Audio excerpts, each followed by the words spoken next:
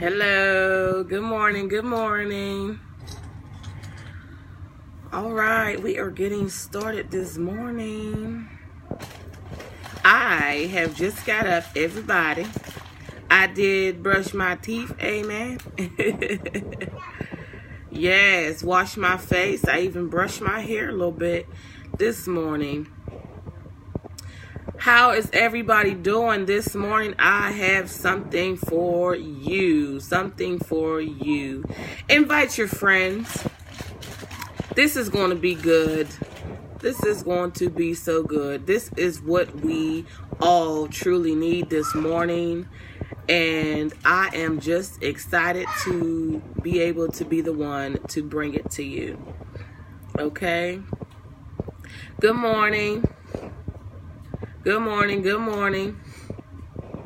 See, good morning. Let's see here. I just want to get a few people in here, my family and friends, and they'll come anyway, but I never like to leave anybody out if I can take a few minutes of my time to just invite people in for this wonderful thing, okay? Good morning, sister. Good morning, Jeffrey. Good morning, Elaine Springs. Good morning, Remy. Good morning, William Spencer. How we doing? How we doing? It's so good to see you all this morning. What's everybody doing this morning? My kids are up and pumped and running around because we have been blessed to see the next day.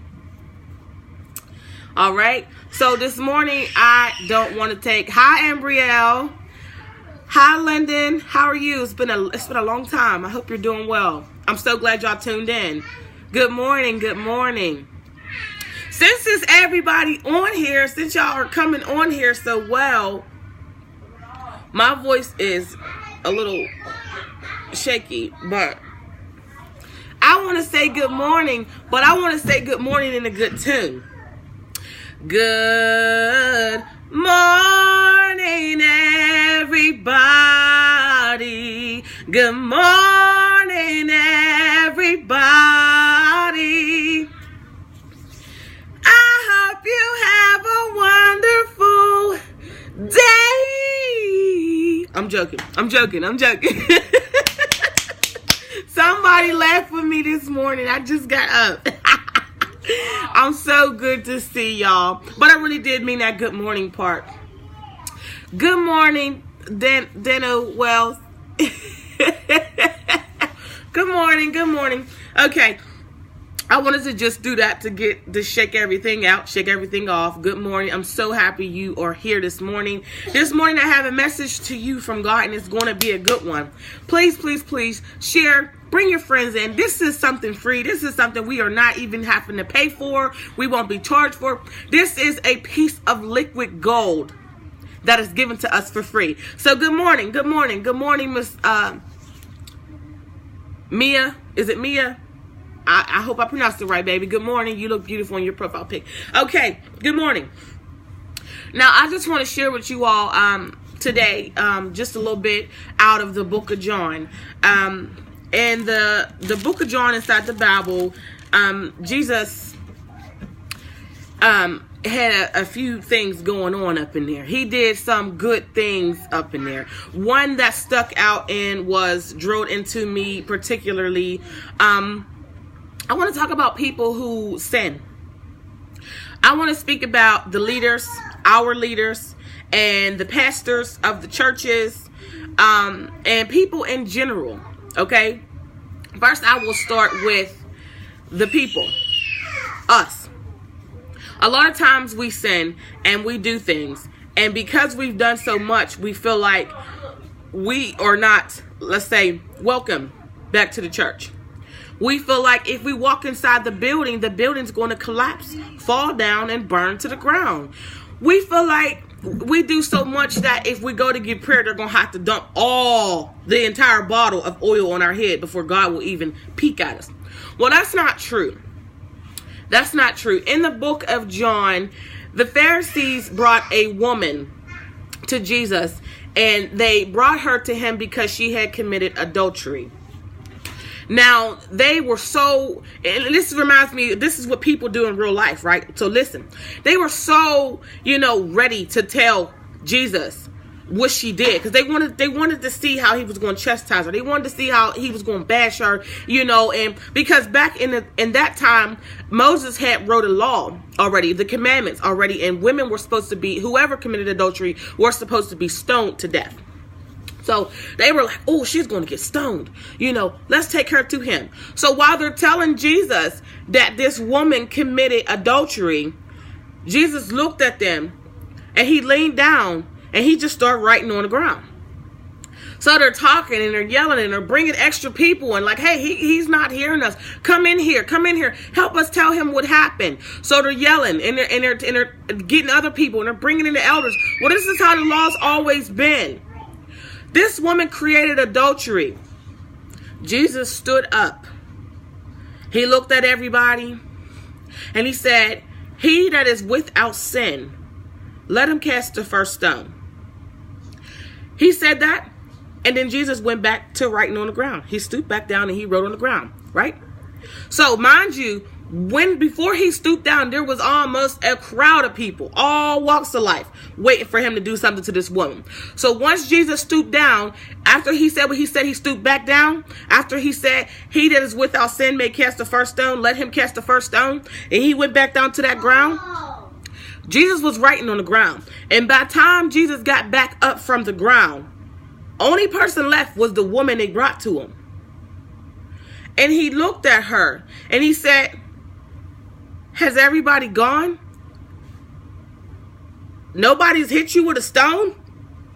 Nobody has hit this lady with a stone. There was nobody left to hit her with a stone. God had mercy on this woman when everybody wanted to come to bring her to him so that he could stone her to death. This is what happens in real life. This is what people does in real life. Now, not just people in general, like when we just sin. Okay, now let's talk about the pastors and the leaders. Okay, let's talk about the pastors. Okay, a lot of pastors are given a lot of churches, and they are supposed to lead people. Okay, and it's a hard job, and a lot of times pastors fall. They are tempted. They are tempted more than anybody will ever understand. Okay, Jesus got tempted, but even the pastors of churches are tempted. Listen, they're tempted by pretty women. They're tempted by free money. They're tempted by free cars. Okay, they're tempted by food. Some pastors overeat. Some pastors cheat on their wives. Some pastors is dealing with casino issues and pornography issues, and they're not supposed to. And then once they are caught, the people of the church are saying, oh, the people of the church is bringing the pastor to God, and they're saying, oh, he did this. Oh, he did that. Well, I come to tell you this morning, while you're doing that and you're bringing your pastor to show them out to the church and to bring them out to whatever they thought they was hiding, and you're saying, oh, well, they're doing this and that. Jesus is stooping down, writing on the ground, because he's saying to you, he's saying to us, he that is without sin, may he cast the first stone.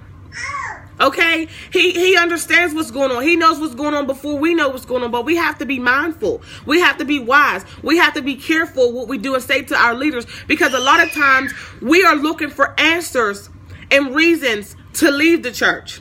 Okay, just because you go to a church where your pastor did something that's not supposed to be done because he's a pastor does not give you the right to go back to doing what you were doing.